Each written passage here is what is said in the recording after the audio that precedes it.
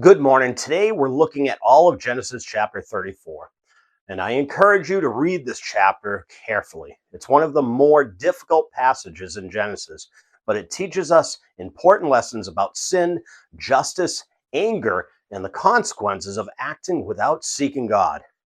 The chapter begins in verses 1 through 4 with Dinah, the daughter of Leah, going out to visit the women of the land. Shechem, the son of Hamor the Hivite, sees her, takes her, and violates her.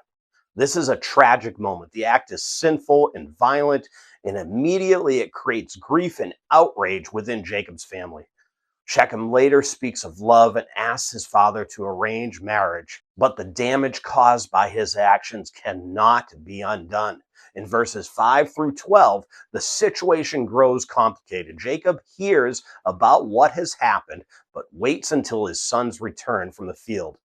Hamor and Shechem approach Jacob's family, proposing marriage and peaceful integration between the two families. They offer wealth, intermarriage, and shared land. On the surface, it appears like an attempt to resolve the situation, but the proposal would also lead Jacob's family into deeper connection with the surrounding culture. In verses 13 through 17, Jacob's sons respond with deception. They propose that the men of the city be circumcised in order to intermarry with them. Their plan is not sincere. They use the sign of God's covenant as part of a scheme for revenge. This is a serious misuse of something very sacred. In verses 18 through 24, Hamor and Shechem persuade the men of the city to agree to the condition. They appeal not only to peace, but also to the wealth that could come from joining Jacob's family. The city agrees, showing how easily people can be convinced by the promise of money. In verses 25 through 29, while the men of the city are recovering from circumcision, Simeon and Levi attack, killing the men and plundering the city. Their anger leads to violent retaliation. While their outrage over Dinah is understandable, their response goes well beyond justice. Innocent people are killed, and the situation escalates into widespread destruction. In verses 30 and 31, Jacob confronts Simeon and Levi, fearing the consequences their actions will bring upon the family from the surrounding nations. The sons respond by defending their actions, asking whether their sister should have been treated as a prostitute.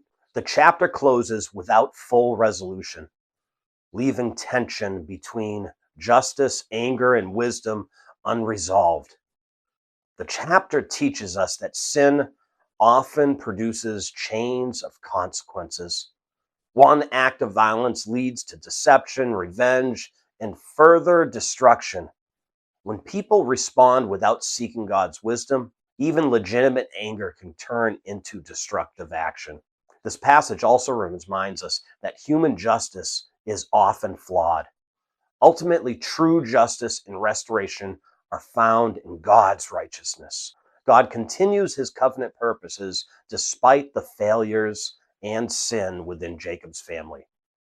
Today, when you face injustice or anger, bring your response first to God rather than acting impulsively.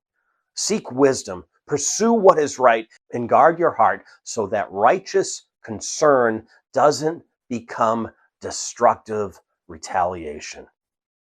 God bless.